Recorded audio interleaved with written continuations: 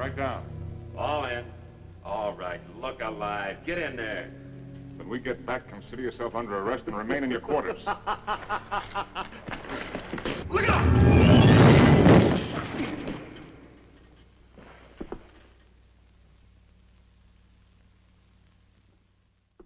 Only the Valiant from 1951 was an enjoyable Western featuring Gregory Peck as a military commander who's responsible to defend a military fort near a dangerous mountain pass. It's one that is frequently used by hostile Apache Indians. Now, along with a scrappy band of soldiers, it's his job to defend this fort until reinforcements can arrive. But with limited supplies, manpower, and water, can he survive this dangerous mission? Well, it was fun to watch another Western with Gregory Peck again, and I thought this was an enjoyable, decent movie. I'll give it a summary, spoiler-free, and then offer a summary and some closing thoughts. And yeah, my voice is a little rocky for this one. I'm getting over the cold that would never end, so I'll do my best to get through this one. I apologize if I don't sound my usual self. My 3 fans might have picked that up. So the film opens up, and we have a narration that tells us how, following the Civil War, there was a fort in New Mexico, Fort Invincible, that was set up outside a mountain pass to block marauding Apache Indians.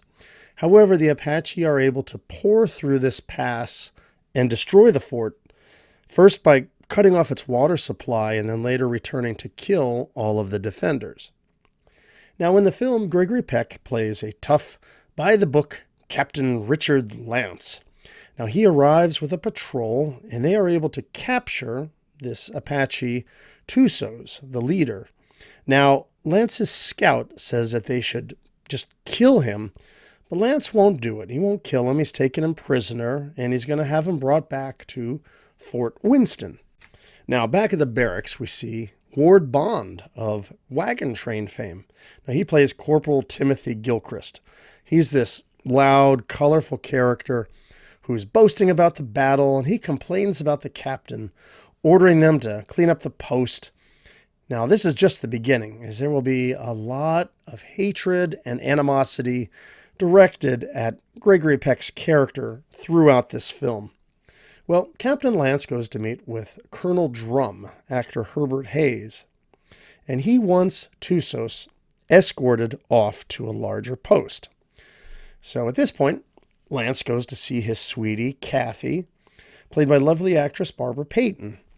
Now, she's there with her dad, as well as Lieutenant William Holloway, played by Gig Young, who also seems to have a thing for this girl as well, maybe in a playful sort of way. But if I was Lance, I'd be a little annoyed by this guy hanging around, but whatever. In any case, he gives the news that he will be taking Tusos on that dangerous trip, and of course everyone's concerned. Kathy talks to him alone, and, well, he gives her plenty of sugar so that she will remember him. Well, Sergeant Ben Murdoch, played by Neville Brand, goes to give the troops the news of what's going on, keeps them updated. Now, he doesn't care much for the captain either. Now, he also bugs Trooper Onstott, actor Steve Brody, who, is it just me, or does he kind of resemble a doughy Kevin Spacey? Anyhow, the two of these do not get along throughout the entirety of the film, and pretty much everybody there hates the captain.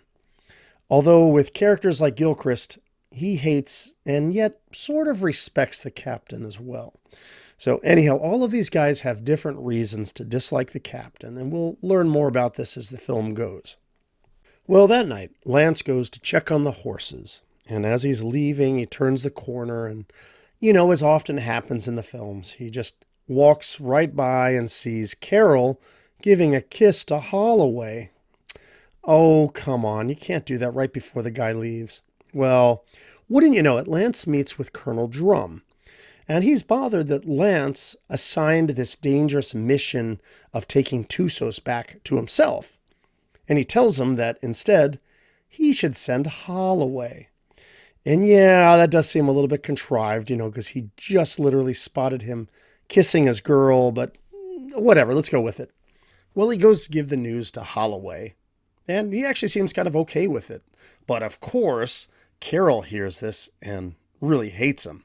That was a cruel thing to do. Now, I watched something like this and I think he could have avoided it all by just saying, it wasn't me, it was the colonel. He gave the order, but he's the tough hero, so he's got to take the stand and take the blame, I guess. That's how it works in movies. So Holloway leaves. He takes the Apache Tusos back. Now, days have passed, and Captain Lance, he just kind of nervously watches from the walls of the fort until finally just a few survivors return. And there's poor Holloway. He's apparently dead. He's laying across a horse, so the return didn't go so well. Now, one of the troops, Trooper Cabusin, who's played here by legendary actor Lon Chaney Jr., he gets there, he looks at Lance, and then he jumps at him and attacks him. And he's taken away. They lock him up. Now, the character Joe Harmony, actor Jeff Corey, who was one of the scouts on the mission, and he also seems to hate the captain too at this point, but he talks to him about how the Apache did this as a message, basically letting him know that they will be back and that Tusos, having been inside of this fort, he knows all of its weaknesses and strengths, and that's going to give them a disadvantage when the Apache attack again. Well, a little bit later, back at the barracks, Sergeant Murdoch tries to stir up more hatred for the captain, and he ends up getting in a fight with character Onstadt, but it's brought under control, and the men are ordered to all go outside for the funeral for the dead soldiers. Now, the next day, since the fort is understood to be vulnerable, Captain Lance convinces the colonel to allow him to lead a patrol up to Fort Invincible. Remember, this is the semi-destroyed fort up near the pass in the mountains. And the captain wants to hold a fortification here. And he will try to keep the Apache back until reinforcements of 400 soldiers can arrive. Now, for this patrol, Lance intentionally picks some of the worst characters. Kind of a Dirty Dozen formula. Now, these are the guys who all hate him the most, it would seem. All right, so here's a rundown of the characters that the captain is going to bring with him to defend this Fort Invincible. You've got Sergeant Ben Murdoch. This is the Neville Brand character who hates Lance for blocking his promotion and probably wants to kill him if he could. You have Corporal Gilchrist. That's Ward Bond. He's a roaring alcoholic. You have Trooper Onstadt, played by Steve Brody. He's the guy that kind of looks like Kevin Spacey. Well, he was a Confederate Army deserter, and he isn't completely trustworthy. You have the character, the Cabusin, the big crazy Lon Chaney Jr. guy who tried to strangle the captain. You have Trooper Harmony, Jeff Corey, who's maybe not as motivated to kill the captain, but still seems to distrust him, following the whole death of Holloway character. There's Trooper Rutledge, played by Warner Anderson. He doesn't seem to like the captain. You have Lieutenant Jerry Winters, actor Dan Riss, who is dying of tuberculosis, and Trooper Saxton, who is played by Terry Kilburn, who's basically a coward. So yeah, not the greatest crew you want to bring with you, but I mean, with a group this bad, they should have brought along Rondo Hatton as the brute man, to murder Lance in his sleep. Because, yeah, this is a pretty rough bunch of people. Anyhow, Lance goes to talk to Carol before he goes. And she tells him that he's as dead as Bill is. And she's going to put him out of her heart. So, yeah, good one. Another fail for poor Captain Lance here before he goes. Now, Gilchrist loads up some booze before gathering with the troops. Just a thought, but maybe Captain Lance shouldn't have sent the roaring alcoholic of the unit to be responsible for filling the canteens, but whatever. There's a brief scene with lovely actress Claire James as Jenny, the local booze supplier. Well, the troops gather, and they're all ready to go, and soon they head off. And notable in this film is listen to some of that great Franz Waxman travel music. It's really good.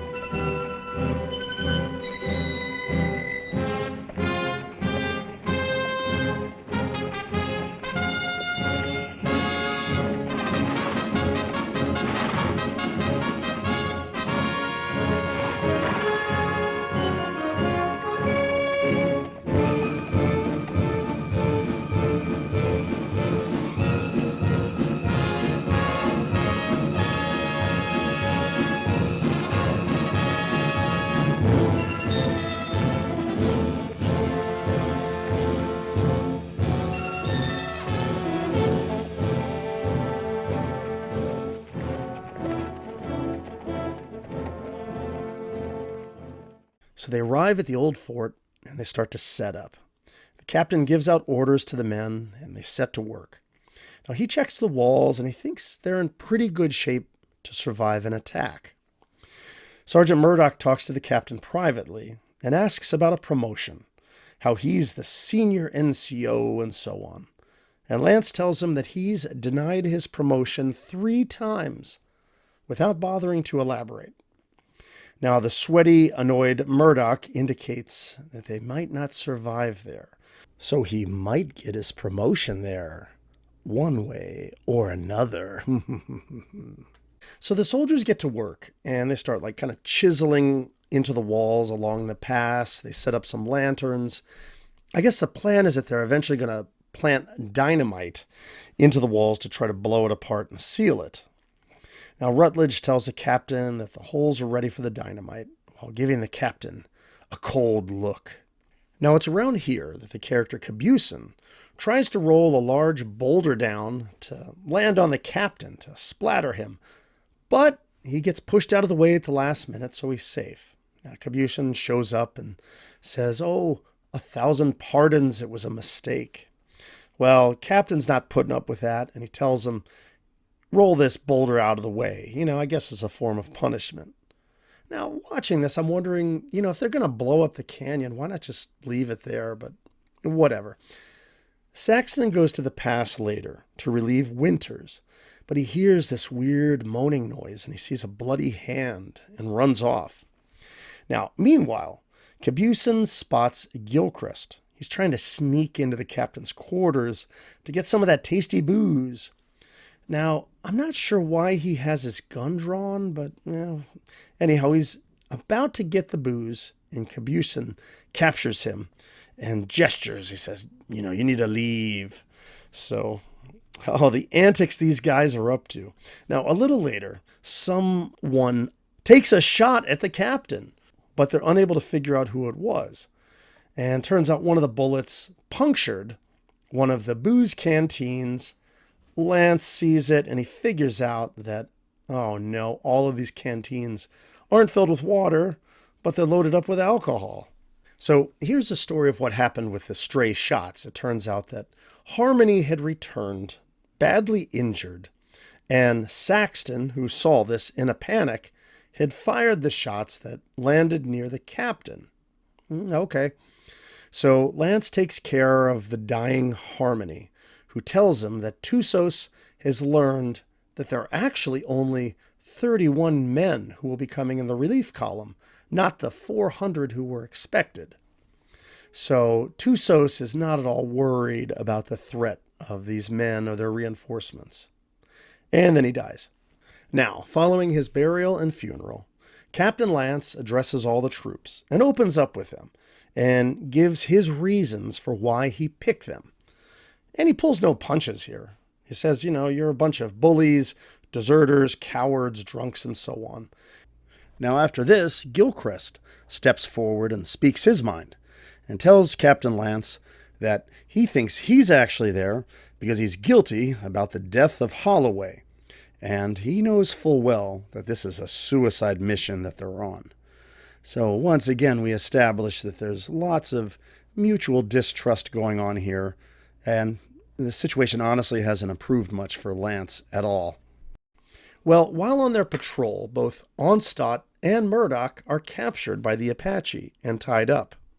And it's ironic because these are the two who hate each other so much, and here they are tied up together. The Apache try to send one of their warriors through the pass dressed up as one of the troops, but Lance picks him off quickly. Now soon more warriors come through the pass. Now the troops fend them off, but this isn't the end of them. So Lance orders Winters to go and intercept the reinforcements on their way to get them to come more quickly to help out. Now it's around here that the Apache attack again, and the troops fight them, and they stop this wave of attackers, and thinking that the coast is clear, Winters is sent off on his horse to go and get these reinforcements. But one of the Apache was on the ground, wasn't actually dead. He manages to get a shot at Winters, seemingly injuring him, and yet he continues his riding, leaving Lance and the men at the fort unsure if he's going to make it or not. Well, Lance wants to meet with Tussos, so he and Gilchrist head off together. Now, Lance has a scheme to have Gilchrist detonate some dynamite so Lance can show the Apache the destructive powers they have. But wouldn't you know it, somebody had sabotaged the fuse. So Lance can't do this demonstration. His bluff is called, and he just kind of looks ridiculous to the Apache. So they leave. Lance gets back, and wouldn't you know it, he finds out that Rutledge had sabotaged the fuse, hoping that the Apache would kill Lance. Yeah, we're literally an hour and 23 minutes into the film, and there are still guys who want to kill him. Well, Lance tells Rutledge that once all of this is over, he's going to have him brought back and hung. Well, that night is a cool scene as the Apache slowly shoot out all of the lanterns in the pass. And then in complete darkness and silence, they attack. And with not a lot of time left in the film, with things looking very dire, I will leave the summary here. I won't give a spoiler of the ending, and I'll let you catch the ending of this one. Can Captain Lance survive? Can his men hold out and defend the fort? Or will they end up bravely giving their lives to defend it like the Alamo? Well, you need to see the exciting conclusion for yourself. I'm not going to give it away, but it's a pretty exciting ending. So let me offer some closing thoughts here. Only the Valiant was released in 1951, and it was produced by William Cagney. He's the brother of star James Cagney, and he actually bears quite a resemblance to him too, I think. If Wikipedia is to be believed, this film fell into the public domain. But YouTube still likes to deal me copyright claims even when I review public domain movies, so we'll see how this one goes. But needless to say, you can find a lot of copies of it online for free. The film was directed by Gordon Douglas, who was well known for westerns and crime drama, but to me, most notably for films like Them in 1954. The one with the giant ants. I love that movie. Anyhow, the screenplay was by Edmund H. North, Harry Brown, and Charles Marquis Warren. Now, the cinematography was by Lionel Linden, who also did the cinematography for The Manchurian Candidate. It's a great film. I really need to get around to reviewing for this channel. The music was by Franz Waxman. Really served the film well. I love that dynamic opening theme. Here, just listen to some of it with me.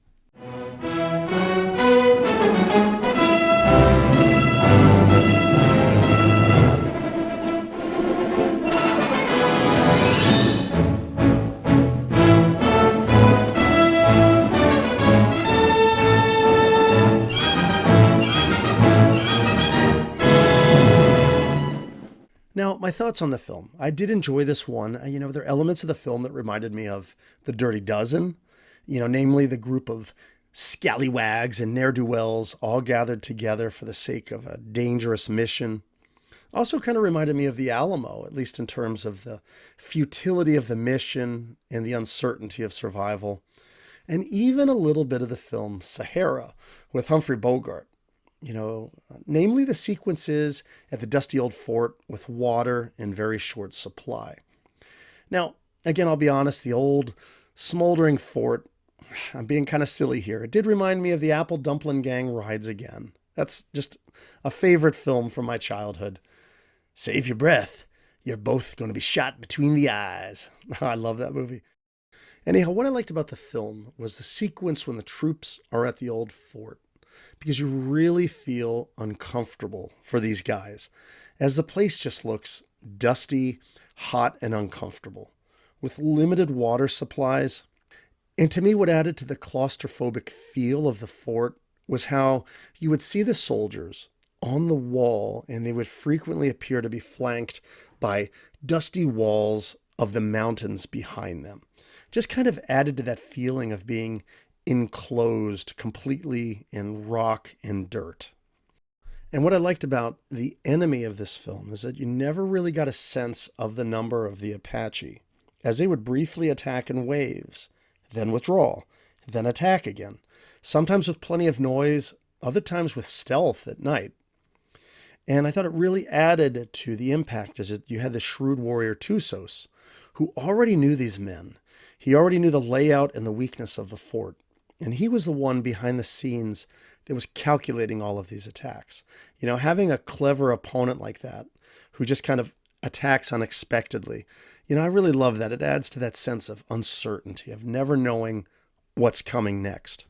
Now, I watched the film a couple of times, and I could never quite figure out why didn't they just get there and immediately just blow up the canyon pass, through the Flinthead Mountains. I mean, it would have been a quick, temporary solution, I know, and they probably couldn't destroy the pass completely. But wouldn't that have made it considerably more challenging for the Apache as they try to use that pass for their attacks? If they had to get around debris and rubble and boulders and so on. Maybe there was an explanation I missed in the film. Let me know in the comments if I missed it. But seems like they could have gotten there, made a quick, decisive explosion, blown apart the canyon quickly, then gone back to the fort and just waited. Maybe that would have limited the attacks for the time being until the reinforcements arrived? I don't know. And also, why didn't the captain insist on bringing, a couple barrels full of water instead of just a handful of canteens? I mean, couldn't they have gotten a carriage behind some of the horses, put a couple big barrels on so all the troops were well hydrated? But, well, whatever. It's a fun Hollywood potboiler. I shouldn't read into it too much.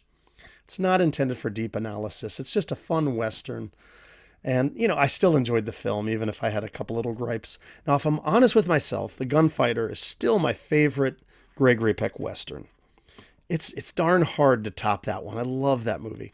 But you know what? He's still really good in this film here. I love watching Gregory Peck. He's always just so believable and convincing in whatever role he plays. In his biography, Gregory Peck's biography by Gary Fishgull, it sounds as if he wasn't too happy to work on this film. He described it as, quote, pedestrian fare, and he even wanted producer David Selznick to get him out of the contract, but Selznick had agreed to loan him out, and that would have given him $90,000 over and above Peck's $60,000 salary. Selznick needed the money in part due to the films that didn't do too well recently, like The Paradigm Case, which Peck had also starred in. And to make things worse in this film, Warner Brothers had given Gregory Peck a costume to use that had previously been used by Rod Cameron in another Western. And this apparently made Peck furious. But he kept his anger and frustration to himself. He went ahead. He still put his all into the film. And I think he did a great job here. I did like some of the other performances, especially all the characters under Captain Lance's command that all hate him so much. I thought that was great in the film. Lon Chaney Jr. especially. He's always awesome. Even if he's just like a massive lumbering character like this, who's ready to kill the captain, I thought he did a great job. And Barbara Payton as well. She was a lovely addition to the film, but to be honest, she's really barely in this film, which is a shame. Whenever I see her in a film like this, I am reminded of her tragic backstory. I have one of the biography links below if you're curious. But, her life really took a downward direction, and it's really a shame. It's one of those things that I wish I didn't get into reading about the background of actors and actresses, because oftentimes you find out some of the sad and distressing details of their personal lives. But, hey, I guess that's what comes with watching and reviewing old films, I suppose. In any case, that's my thoughts on Only the Valiant. It was an enjoyable Western from 1951. Gregory Peck is fantastic in this hopeless situation of defending this dusty old fort from the Apache. Does he survive and make it back to his girl again? Well, you got to watch the film for yourself to see.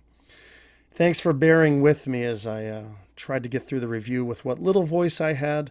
Hope it didn't sound too bad, but you can tell me off in the comments if you like. Anyhow, Only the Valiant. It was an enjoyable Western. It's definitely one worth checking out.